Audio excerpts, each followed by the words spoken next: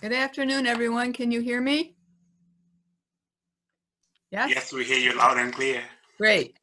So welcome to our second seminar in this series and in this course, Perspectives on International Development.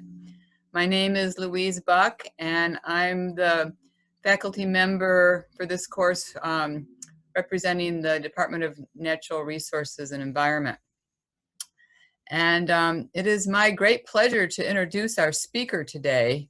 I've worked with Dr. John Recha for quite a few years now. I met Dr. Recha when he was studying at Cornell quite a few years ago to get his PhD here in soil and crop sciences.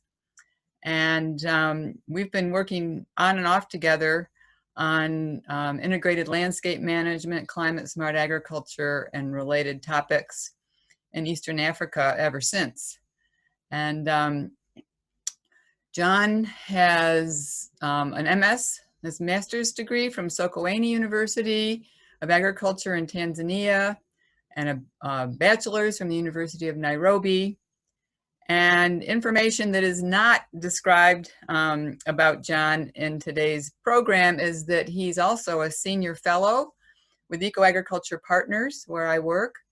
And he started and he leads an NGO that's based in Kenya and has programs across East Africa called the Sustainable Agriculture and Natural Resource and Environment Program. So John is one of these people who is good at spanning the development world and the research world.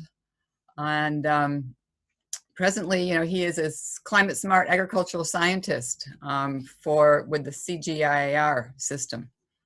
And it's from that perspective that he's going to talk to us today about, ask the question, why do we need climate smart agriculture? So John, thank you so much for being with us today. And I'd like to hand it over to you now. Thank you very much, Louise. Allow me to share my screen. And I will start off with the discussion straight away. I hope you can all hear me. Yes. Thank you very much. Good. Greetings from Nairobi. It is about 7:41 p.m. in the night, and good to reconnect with my alma mater.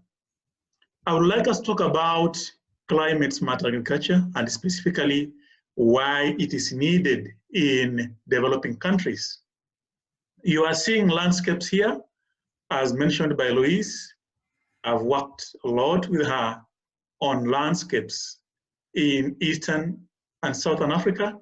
These are some of them, showing diverse activities ranging from those which are degraded to those which are under cropping, with the diverse small-scale agriculture that involves both crop, livestock, including agroforestry, and even beekeeping, having a diversity of agricultural enterprises.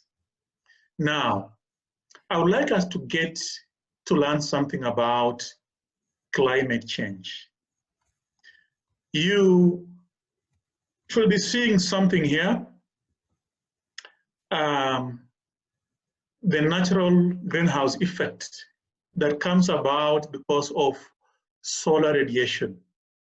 For those who may not have had a lot of knowledge, the thing is, once radiation comes from the sun and hits the Earth's surface, part of it is absorbed and part of it is radiated back to the atmosphere. But what happens is greenhouse gases, and specifically carbon dioxide, methane, and nitrous oxide, end up trapping this such that there is less heat that escapes into space.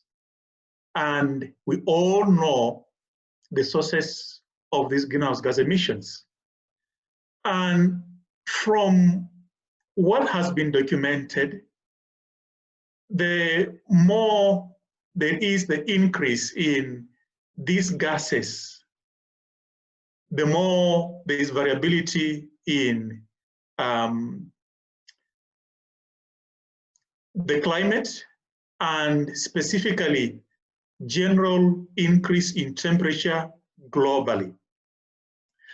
And from my screen, you'll see here that the simulation that has been done going into the future indicates that we will have higher temperatures globally in the next 10 years, the year 2030, and more enhanced in the year 2060 to the year 2085, just because there is the continued release of this greenhouse gas in the atmosphere. Looking into the future where we are heading to, there is something that will keep happening where if there are observations that do occur in terms of the global temperature change, which is increasing in this last graph, there is also an increase in natural and specifically showing climate variability by having occurrences which are extreme events that will keep increasing. Now, the average temperatures globally from January to September in the year 2017 in this second last in this middle graph from the left shows areas which have had an increase in temperature, and you see that the whole world is affected, even towards the North Pole and even the South Pole. But as I'll explain a little bit later, why this affects different parts of the world separately, differently, is just because I am on the equator here in Kenya, and we have got generally more higher temperatures going to the deserts of the Sahara and Kalahari deserts. And wherever there is the climate change and variability, we feel it more by having a more intense temperature increase. Now, just to inform you, climate change refers to the change in the state of climate that persists for an extended period, and in this case, we talk about 30 years, in 3 decades, that shows climate change. And therefore, it goes beyond climate variability. The mean going either lower or higher than the mean. And the Intergovernmental Panel on Climate Change prediction shows the global average temperatures are likely to increase because of the radiative forces of greenhouse gases. And this shows the climate models to the year 2080 that shows the annual increase in Eastern Africa for March, April, May, June, July, August, September, October, November, December. What it's showing under these climate models of the different scenarios is simply an increase in temperature in East Africa beyond 2 degrees Celsius by mid-21st century, that's by the year 2050, and by up to 6 degrees Celsius by the end of the century. So that basically means we need to work differently in order to continue having sufficient food globally, but especially for areas which are around the tropics. What we are seeing here in the March, April, May rain, there is an increase, there is a reduction in rainfall in some areas, and the water stress prevalence is increasing in areas around Eastern Africa, specifically because that's where I'm based. And when you look at the map of the world, you also see that there is currently soil degradation globally, but a lot of it is around the tropical regions or areas which have got high population growth and also higher pressure on the land.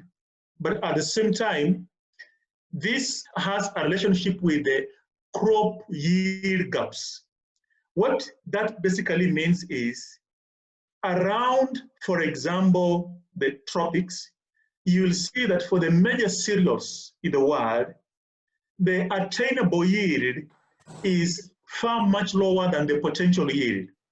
And that's because of a number of factors. But when you add in drought and food insecurity, it becomes more enhanced. And if you look at, for example, the map of the Horn of Africa, Eastern Africa, you see areas towards southern Ethiopia, northern Kenya, and Somalia, for example, that Horn of Africa being more affected by drought that is more frequent and therefore food insecurity. So one of the effects of the changing climate, because it leads to the increase in temperature, it affects wind pattern movement that cause rainfall to come around on various parts of the continents. And therefore, that leads to more variability and hence the aspect of increased events which are extreme of droughts. And if it's not having the drought, when it rains, there is more flooding. That has the adverse consequences, of course, on food security. But economists have also put this adverse consequence of 1% of 1 degree Celsius increase on per capita output.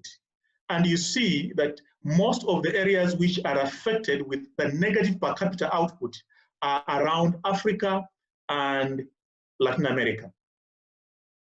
Now, as we move forward, climate change is expected to increase the frequency and severity of these extreme weather events, such as heat stress that negatively affects crop physiology, for example, drought and flooding.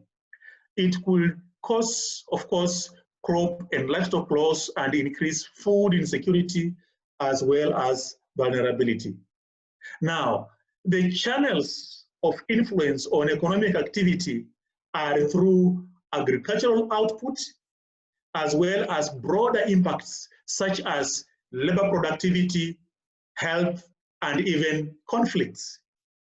And to mitigate the effects of climate change, countries need to implement enabling policies that will give safety nets, investment in infrastructure, adoption of climate-smart agriculture as an entry point to support vulnerable populations. So what is climate-smart agriculture?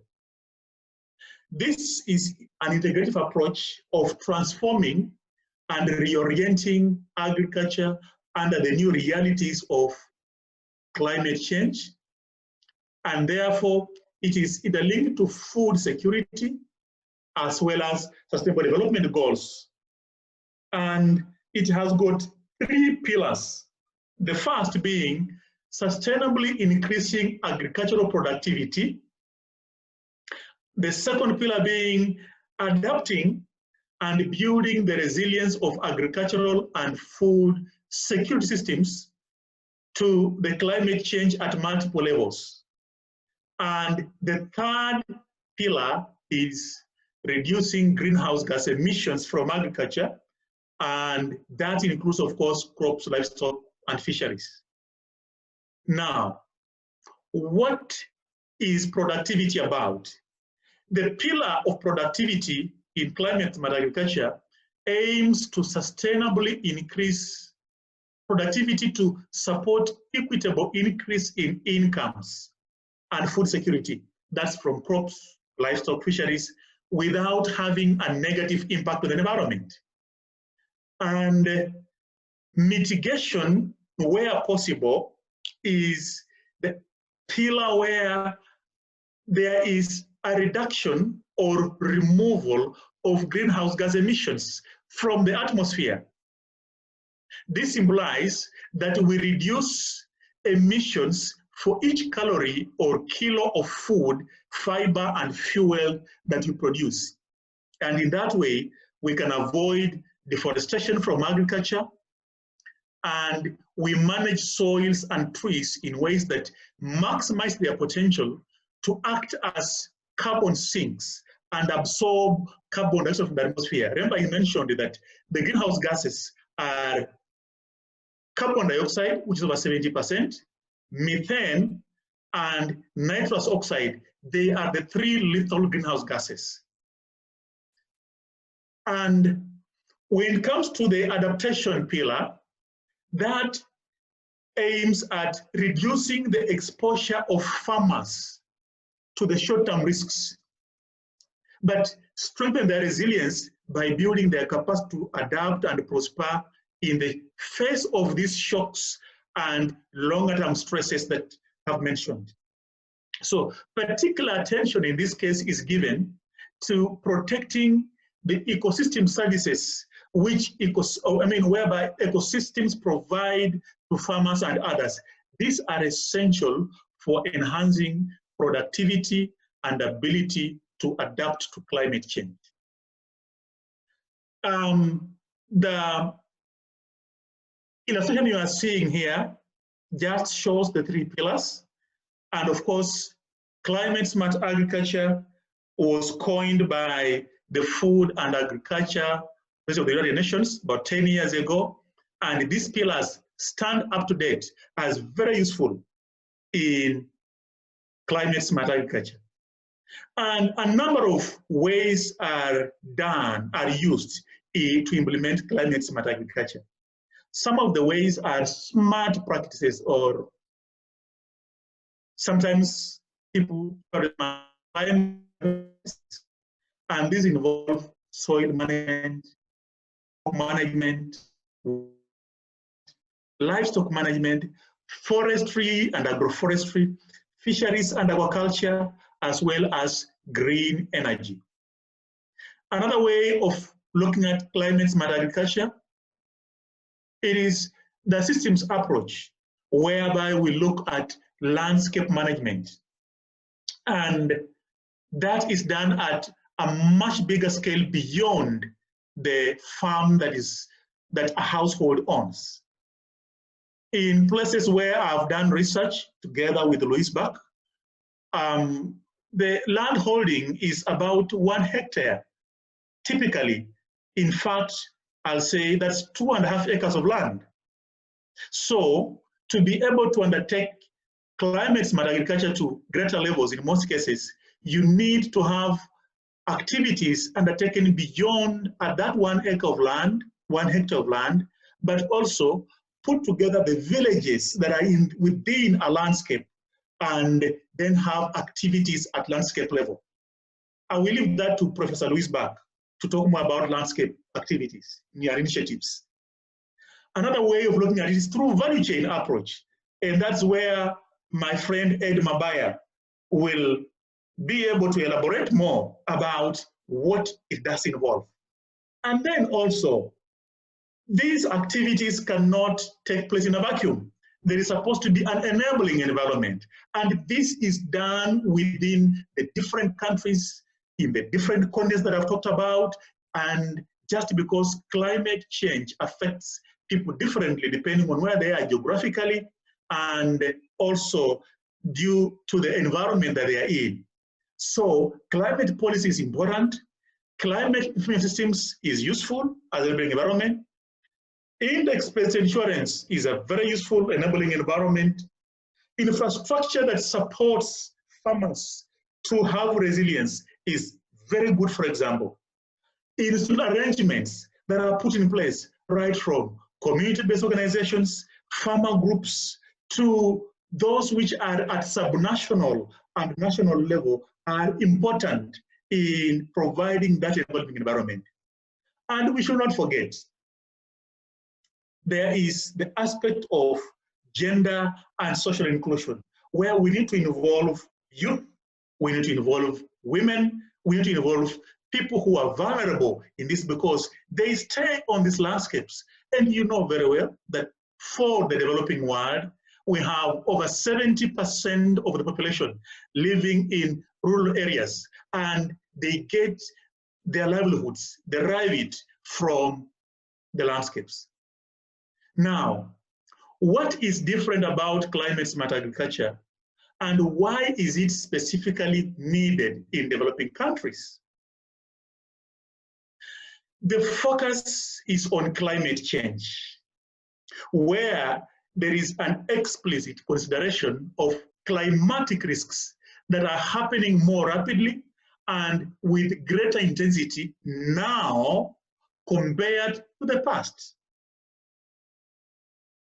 The time I was at Cornell doing my PhD in the years 2007 to the year 2010, 2011, there were extreme events that were happening, hurricanes.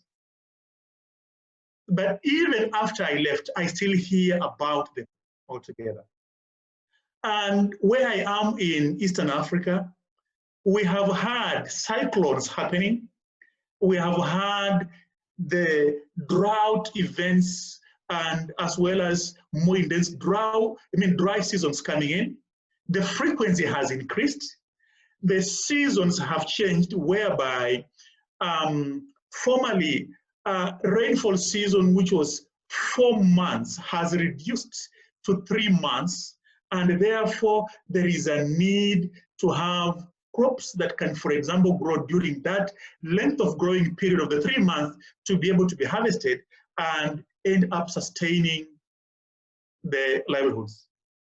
So what do we mean altogether? Like other sustainable agriculture practices, climate-smart agriculture on the principles of increased productivity and sustainability, but with a focus on climate change, addressing the adaptation and mitigation challenges while working towards food security for all. So in essence, climate-smart agriculture is sustainable agriculture that incorporates resilience concerns while at the same time seeking to reduce greenhouse gas emissions. Well, climate-smart agriculture also integrates multiple goals, synergies, and manages trade-offs. It introduces the triple win outcomes of increased productivity, enhanced resilience, and reduced emissions, but often is not possible to achieve all the three. Frequently, when implementing climate-smart agriculture, trade-offs must be made. This requires us to identify the synergies and weigh the costs and benefits of different options based on the stakeholder objectives identified through participatory approaches. So that means climate-smart agriculture focuses on developing metrics and prioritization tools that bring these synergies and trade-offs to the fore to enable stakeholders how best to optimize all three outcomes at the most appropriate level. I'll give examples.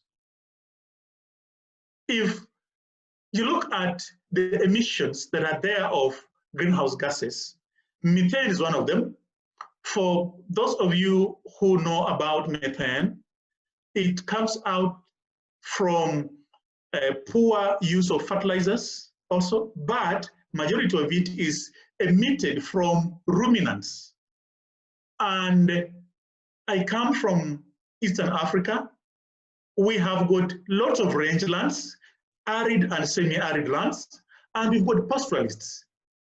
As much as we would love and advise the pastoralists to end up reducing the herd size so that we reduce the emission of the methane gas going into the atmosphere, there is also the consideration of their levels because they depend very much on the animals. So what we see here is there's an opportunity to help them manage their rangelands so that the rangelands end up providing more pasture, fodder, and water, so that they do not necessarily have to keep large herds of animals as an insurance, just in case there is a drought and most animals die, so that they think they need to keep something for themselves. Now, climate-smart agriculture also provides new investment opportunities for agriculture. There is an enormous deficit in the investment that's required to meet food security worldwide, specifically in the developing countries. By explicitly focusing on climate change, climate-smart agriculture opens up new financing opportunities for agricultural development. And that is by allowing the sector to tap into climate finance for adaptation and mitigation.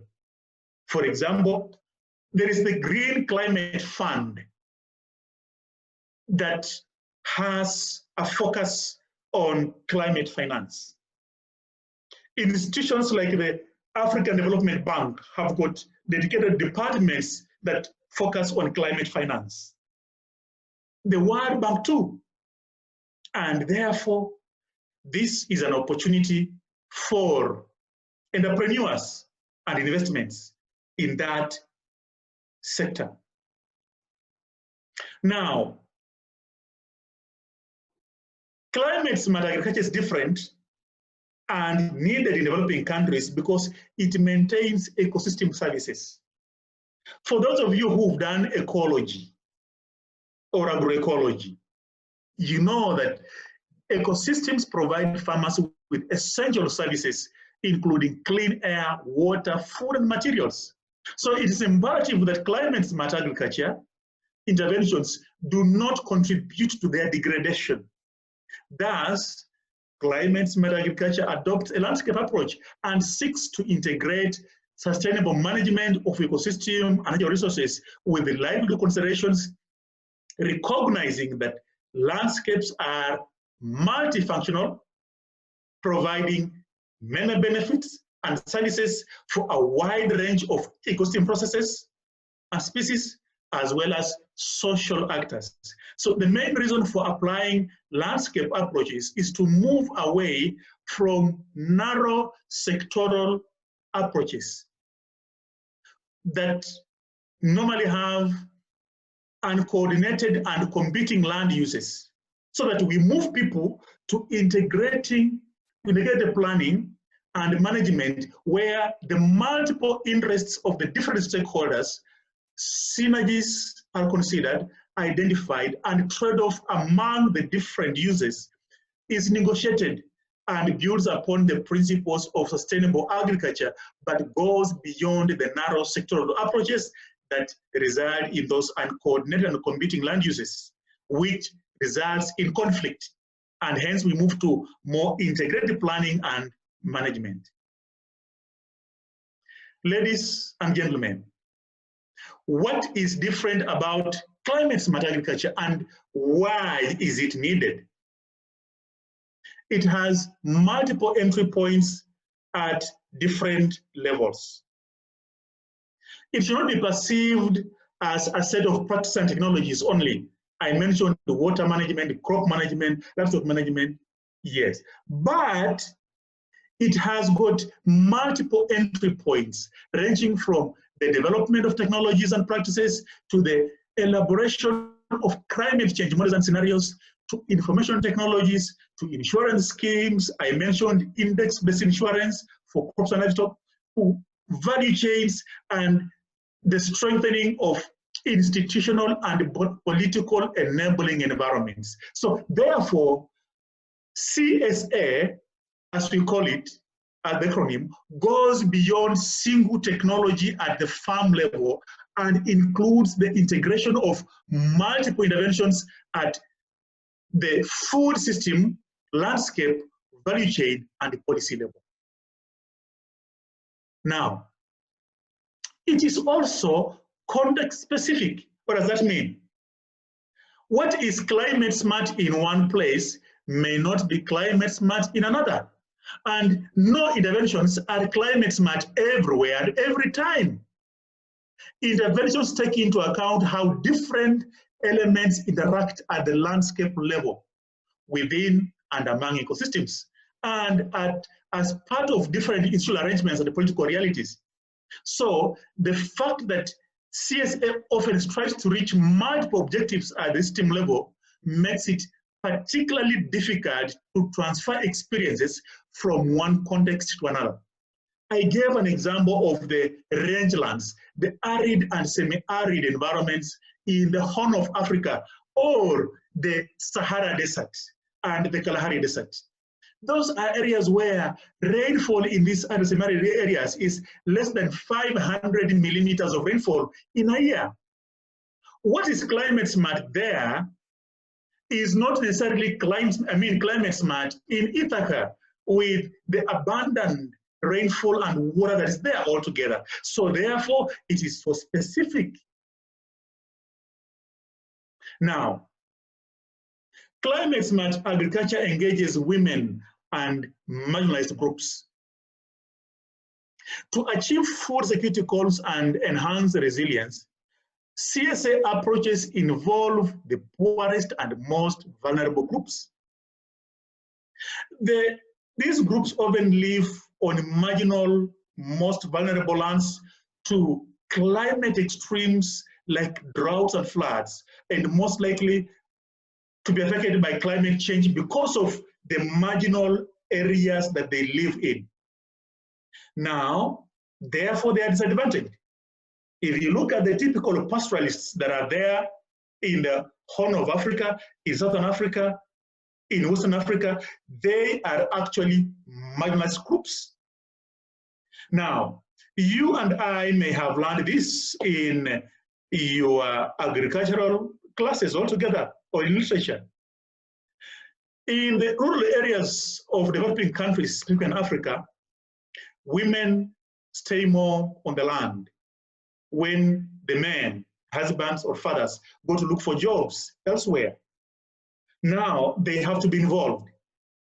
But they typically have less access and legal right to the land which they farm, and as well as other productive and economic resources, which help to build their adaptive capacity to cope with events like droughts and floods. Climate smart agriculture provides an avenue for them to be involved. It also involves local, regional, and national stakeholders in decision making. It employs participatory bottom-up approaches to identify the most appropriate interventions and form partnerships and alliances needed to enable sustainable development and reduce climate risks affecting smallholder farmers. I am a Kenyan. In the semi-arid and arid parts of Kenya, the index-based livestock insurance programs have been taken up by the subnational level activities here, which are called counties. And farmers, the livestock keepers, have been enrolled in index-based livestock insurance. Whenever there are droughts and several extreme events, it triggers a payment to these farmers to make them be able to survive. And the same thing is happened with crop index-based crop insurance, which is now being promoted by counties that are in areas where there's more crop production. So that is an opportunity for decision making at different levels. Climate smart agriculture addresses food security, misdistribution, and malnutrition. What do we mean by that? Despite attention paid to agricultural development and food security over the past decades, you may have learned that over 800 million people are undernourished and 1 billion people worldwide are malnourished. Climate smart agriculture focuses on providing the nutrition that's required for these people. And it also ends up addressing the relationship between agriculture and poverty. What do I mean by that? Agriculture continues to be the main source of food, employment, and income for many people living in developing countries, and 75% of the world's poor live in rural areas, with agriculture being their most important income source. Therefore, its growth is thus often the most effective and equitable strategy for both reducing poverty and increasing food and nutrition security. Now, some questions are normally asked about climate smart agriculture. I want to wind up the discussion by addressing them. Many organizations are worried and even opposed to climate smart agriculture, and the growing concern that the term is being used to greenwash practices that are in fact damaging for the climate and for farming. Many are worried that the promotion of CSA could end up doing more harm than good. Now, that is a loose term that anyone can and does use to describe these activities, no matter what the impact. However, climate smart agriculture is more than a clever name.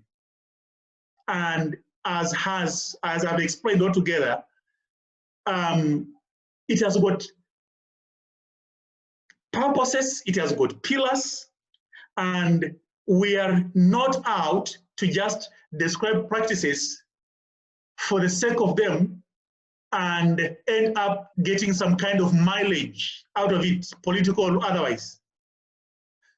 Some people normally say, oh, CSA is just an incarnation of green revolution. Ladies and gentlemen, that's a big lie. To the contrary, CSA has much in common with sustainable agriculture and approaches, and CSA technology practices strive to reduce cost, soil degradation, soil and underground and groundwater pollution, loss of biodiversity and environment, and human health being at risk. Now, some people say CSA is the same as sustainable agriculture approach.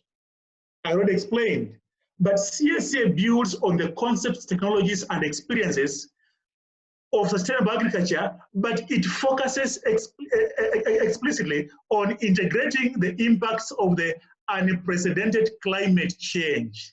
It's built upon a technical foundation that largely exists and a range of sustainable approaches altogether, such as sustainable agriculture, intensification, conservation agriculture. But you know, when you talk about this, there are cornerstones of implementing CSA in practice. So the CSA approach involves assessing sustainable agriculture practices to determine if and how climate change may affect the intended outcome of improving livelihoods, environment management, adoption or disadoption of agriculture practices. So CSA involves building recommendations and possible options for reorienting existing sustainable agricultural strategies to respond to climate variability and change, as well as provide innovative policy and financing tools to be able to implement them. So, another question, does CSA promote agroecological practices? Yes, a more efficient use of these resources is key to improving productivity and incomes while reducing greenhouse gas emissions from agroecosystems. So the agroecological principles and practices are there because we end up focusing on sustainable productivity at the landscape level and plays a key role in rehabilitating degraded landscapes and ecosystems. So by integrating climate smart principles and strategies into agroecological principles, it is possible to strengthen the agroecosystems and develop climate smart landscapes that contribute to their resilience and contribute to adaptation and mitigation. Another one is GMOs. Well, climate smart agriculture involves the development of a set of feasible options for addressing challenges of climate change for specific locations and conditions in conjunction with key stakeholders and national governments, research institutions, development institutions at international and national levels, as well as households, civil society, and private sector at local level. So the use of GMOs is normally determined by national policies in each country. So is financing from carbon markets, climate finance, a key element of CSA? Not quite. Carbon markets are only a very small part of the potential climate finance that can be channeled to agriculture with limited potential for the smallholder sector. However, linking climate finance to agricultural investments for food security is a key element of CSA. Climate finance includes financing for both adaptation and mitigation, and it can be channeled through the public sector financing, such as bilateral donors, microfinance institutions altogether, the Global Environmental Facility, the Green Climate Fund, and through nationally developed instruments such as the National Climate Change Funds, National Climate Change and Agriculture Investment Plans, and more specific instruments such as National Adaptation Action and National Adaptation Plans and nationally appropriate mitigation actions. These are policy element into them together. And so does CSA impose mitigation requirements on developing country agriculture? Not quite. It does not advocate the use of a narrow carbon lens to address to address agricultural and climate change challenges. The CSA approach calls for a strong focus on identifying potential synergies between food security, adaptation, and mitigation, as well as estimating costs and trade-offs between mitigation and other objectives to better inform countries on the potential of capturing the mitigation benefits and the financing. So CSA clearly recognizes food security as a priority, integrating needed adaptation and possible mitigation. And therefore, the CSA approach can support national policy on agricultural mitigation in the broader context of sustainable development, which is still under preparation in most countries. Thank you very much, ladies and gentlemen. Back to you, Louise. Yes, and thank you, John. That was fascinating talk. I would like to open up the floor to questions and discussion for the next, say, 8 or 9 minutes. And I would invite participants to either submit a question or comment that might seek a response in the chat, or raise your hand in the participant list. I will do my best to see them, but with some 67 participants, I may miss you, but I see lots and lots of hands raised right now. So I'm going to start with the first one that I see, which is Veronica Bogle. Go ahead, Veronica. Hello, thank you very much for your time and the wonderful presentation. So I feel like CSA has been kind of flying around recently. It's something you put in every publication because you feel like it will grab some attention. And so, as you mentioned, like, it is very diverse in the way it can play out in the field. And so my question would be if there is an effort to make a common set of indicators on how to evaluate climate smart agriculture, because I feel like it could easily be watered down, and depending on which trade-offs you value, you may come to different conclusion on how sustainable actually your efforts are. Thank you, Veronica. Yes, there are indicators for climate smart agriculture. In fact, indicators for adaptation exist. The pillar for adaptation, there are indicators for the pillar on mitigation, and there are also indicators for the pillar on productivity. These are available if you just search on Google on the internet. You'll get FAO documents. You'll get documents from climate change and food security program that I also work with, and you will actually be able to learn more. And they differ, and therefore they're the ones you normally are used when we are doing a trade-off analysis on whether we can go on with undertaking this specific practice in this agroecology in East Africa, or this one in West Africa, or this one in Southern Africa. Therefore, they are considered and they do exist. Thank you. Thank you, John. Johannes, you have the floor. Oh, John, good to see you. That you came in. My professor. Really enjoyed your talk. Wonderful. I had a question. I'm sensitized and very sympathetic to win-win situations. As you know, I have been looking at biochar for a while, and this is another one of those win-win-win where sometimes we wonder who wins if you don't have all wins. And what is your experience from CCAFs? Which of the stakeholders are most effective in moving this concept forward? Is it, and obviously money plays a big role, is it donors, international donors, is national policymakers, obviously farmers? Who is most effective in moving this forward and why? The most effective are farmers because their livelihoods depend on the farms, the landscapes that they stay on altogether. Now, what is happening from my experience of CCAFs in the past 9 years is policymakers need to be educated about the realities as well as the level of how climate change has affected the national as well as subnational processes, right, from the different sectors. And that is what makes them realize the magnitude of the problem of climate change. Now, the donors happen to be coming in as of right now, but the biggest donor who has got an understanding of this happens to be the Green Climate Fund, as well as now the World Bank is coming in. And multilateral donors are just emerging altogether. But one thing that we have learned is there is also politics, as you know. Some of the most influential countries in the world have their presidents not believing in climate change, yet it's a reality. And that ends up impacting negatively when they send messages that seek to undermine the problem and end up now having an impact or an effect on the donors as well as national governments not investing much in agriculture and specifically the economics of agriculture.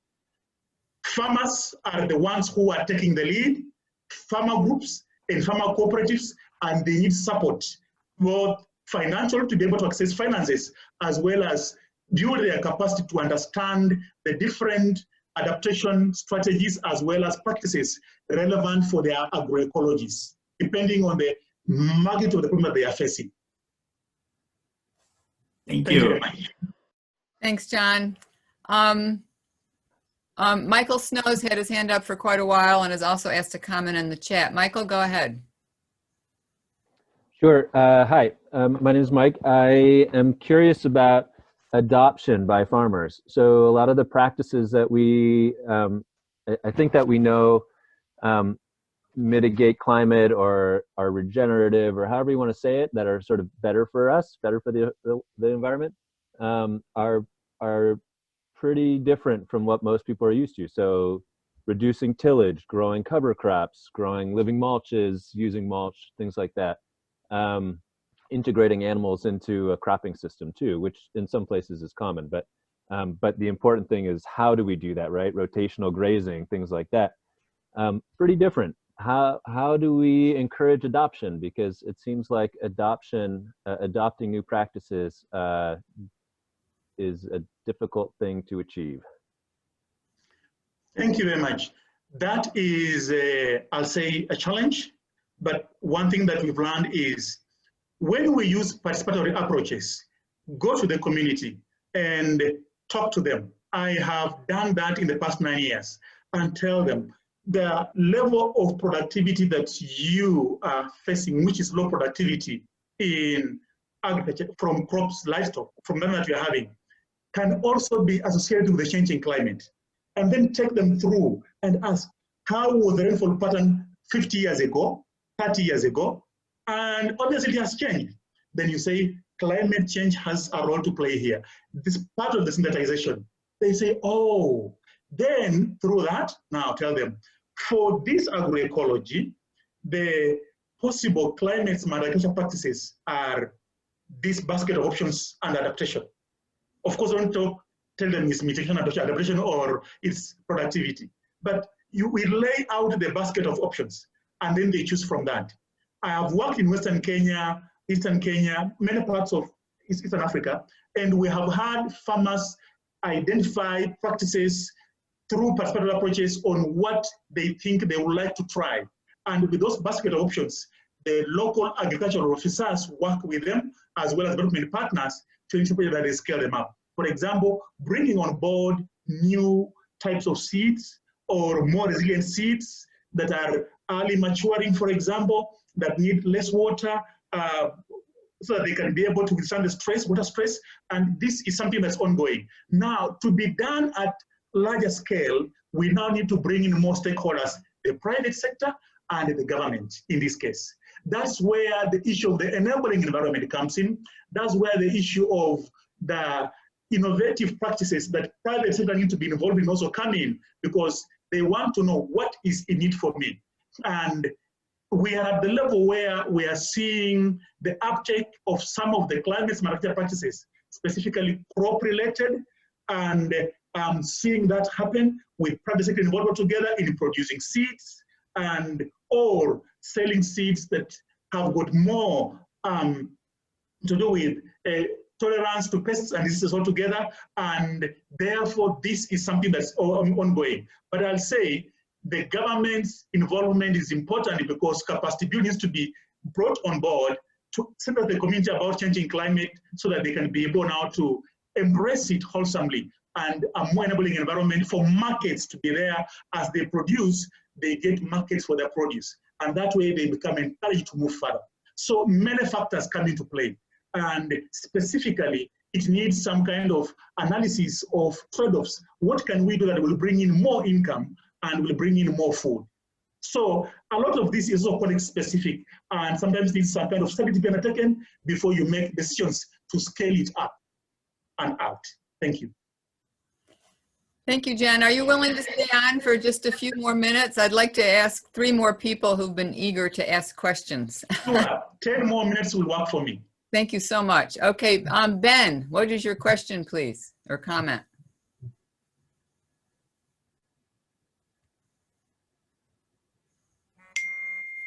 Hello? Hello, Ben. Okay, Recha, John, thank you for that wonderful presentation. My question now, I just want to ask about, most especially we have been discussing about Africa. Now, Ben, the question goes to you like this. You know, in Africa, we believe cultural heritage, we believe that this is what my forefathers have been doing. And you are bringing new initiatives to the farmers that they might think that, what's the essence of us going into CSA? What's the benefit that we are going to gain from that? So I just want you to link this to climate change, most especially to the carbon credits aspect. How are we going to tell a normal farmer in a let me say, Africa farmer that you are going to benefit if you involve yourself in climate smart agriculture in the long run? Thank you very much, Ben. Carbon credit is more around mitigation. It's more about reducing the CO2 in the atmosphere and bring it on our road together. What we normally do is we talk about a practice that has got many benefits. When we talk about agroforestry, and it is multiple benefits on the landscapes for crop production, we will focus on the benefits of agroforestry. But as they practice it, there is the core benefit of having carbon capture and bring it on land altogether. The other thing that we normally do, depending on the kind of, after doing a study, depending on the level of understanding and the farming system of the community, is we integrate indigenous traditional knowledge into climate smart agriculture. We actually seek to know what kind of knowledge exists and how can we make it better, or how can we tell the farmers, this knowledge that you have, there is an innovative idea around this knowledge that you can tap into, and then we end up informing them of these extreme practices. That's why I talked about climate smart agriculture being, we promote a portfolio of activities. It's a basket of options. So we take to the farmers and the community this basket of options. A farmer may use option A, C, and D. Another will use option G, H, and J, because what? they work in that specific community. So it is giving them the options altogether, but make them have the knowledge that these options have got these consequences. But in most cases, we don't sell carbon credits. It's a very narrow thing. It doesn't have a lot of financial benefits. It is more about what is the benefit that you will have in terms of productivity per unit area by having improved green grams and under improved productivity altogether and a better quality or more resilient variety. But as you plant it, then have more trees planted on the farm, and at the same time, when it comes to the management of the farm, you end up having a lot of soil organic matter retained there so that you can be able to have more benefits. That's how we do it. Thank you. Thank you very much. Thank you, John. I'm going to ask Louise Erskine and then Dominic Wolf. Hi, thank you so much for the presentation. I just have a question about right at the top. You had commented about the first pillar of CSA being increased productivity or yield, and I'm just wondering whether or not that commitment to increase yield is for export or to increase local farmer income or food security. Which of those is? Having mentioned that about 1 billion people in the world are malnourished, in fact, and 1.8 billion people. The biggest problem that's there in the developing countries is adequate nutrition. So when we work with farmers, those who are smallholder farmers have, in most cases, limited information about options. Now, what we do is we work with them to be able to produce sufficient food for the family. The extra will find a way to the market. However, there are other farmers who are smarter, who have got even off-farm income, and they also practice farming altogether, but then there are those who just do farming, but they are able to produce enough food for the family. Now, for this level of farmers, this category of farmers, we link them to markets.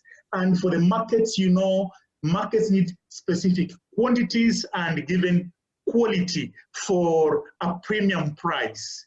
So we don't just focus on producing enough for the household, but for that category of farmers, it is also even teaching them about the post-harvest practices that will make the harvested produce altogether not go to waste, because you also know that a third of the produce globally in the developing countries normally is wasted after harvest. So that also comes in so that they can get the produce to the market and then end up getting the required income out of it to help their families. Thank you. Thanks, John. And Dominic? Hi, can you hear me? Yes, Dominic. Hi, John. Thank you. That was a really great presentation. Thank you for that. There's so many interesting points in it. I'd just like to focus on one of the bits though that you've raised up, which intrigued me, which is you were talking a little bit about pastoralists and dry land systems. And that can be quite a challenging place to find win-win solutions, because if you, for example, improve pasture and get increased productivity, the response could be to increase stocking and have more livestock and more emissions. But you suggested that maybe the trend could go the opposite direction, but by improving pasture and having more forage production, that the pastoralists will respond by destocking. And I'm wondering, do you know of actual examples where that is shown to be the case, that emissions have gone down as a result of reduced pasture? And if so, what are the key ingredients that cause pastoralists to actually destock in response to having more forage rather than to go the other direction? How do we unpick that? Thank you very much, Dominic. Great to connect with you. The northeastern Kenya, where we have got the index-based livestock insurance, and southern Ethiopia, where the ILRI team, we are hosted in ILRI, is also working with farmers on index-based livestock insurance and having a breakthrough around that. The reason being, the farmers are overstocked because they know that that is the most safest way for them to have some kind of insurance, say that in case drought is there, the herd can only die up to about 60, 50, 70%, and they can remain with 30% of it to be able to actually sustain them. Now, what we are teaching them is this: with less of a herd that can be sufficient for the land carrying capacity, you will be able to actually match the herd size with the available pasture and water. And in the event that there is a drought, you are likely to lose, but because the herd is far much more healthy, they are not likely to succumb to more diseases, and they don't necessarily succumb to the negative effects of lack of sufficient pasture. And therefore, this is useful. And add on to that, the aspect of there is a monetary payment that will be triggered by a given amount of temperature and the rainfall not coming in the required season not together. That is another incentive. So it has been through educating them about land carrying capacity, telling them that beyond relying on livestock, you can also have this insurance program that's index-based and it will work. And then you end up now telling them about the rangeland management practices that include, for example, rangeland enclosures where the lactating animals and the calves can be able to graze in this given area, while those which are already grown can graze elsewhere and not move so much around altogether. It has led to 13 counties in Kenya, which are in the arid and semi-arid parts of Kenya, having the pastoralists who are there end up enrolling in the index-based livestock insurance. And we are right now at, I think it's over 1 million farmers, pastoralists who are in that program right now in Kenya. So working with the local government, sub-government, at the subnational level, it is working in northern Kenya and southern Ethiopia. And as of right now, as we are talking, index-based livestock insurance has been used by ILRI in West Africa, and the same concept is actually in place. Thank you very much. Okay, thank you. Great. Thank you so much, John, and thanks for staying on. There's still a lot more questions in the chat, but I'm going to let you go, but we'll save the questions and maybe direct them to you, in another way, and maybe you can comment on some of them, but let's see. I'm not sure exactly. I haven't seen them yet. But anyway, thank you so much for a very, very stimulating and obviously very engaging discussion. I wish we could go on for another hour, but that's not the case. So we'll let you wrap up. But thank you. Thank you very much. And a good greetings again to my professor, Johannes Lehmann, who did mentor me for 5 years at Cornell. Bye. Bye-bye, John. Santi Sana. Thanks, John.